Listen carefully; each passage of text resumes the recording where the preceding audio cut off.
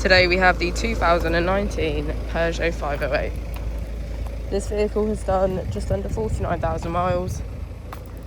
It has an automatic transmission and a diesel fuel type.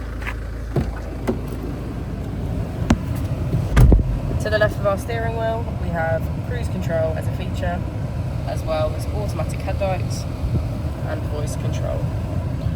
On the right we have automatic wipers.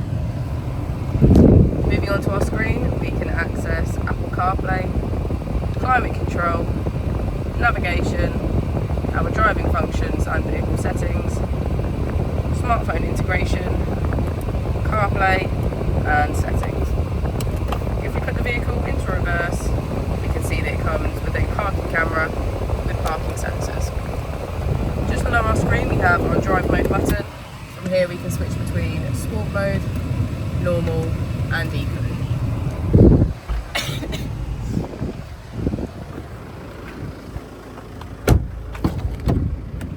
As we go into the back of the vehicle, we can see that all of our seats have a black leather trim.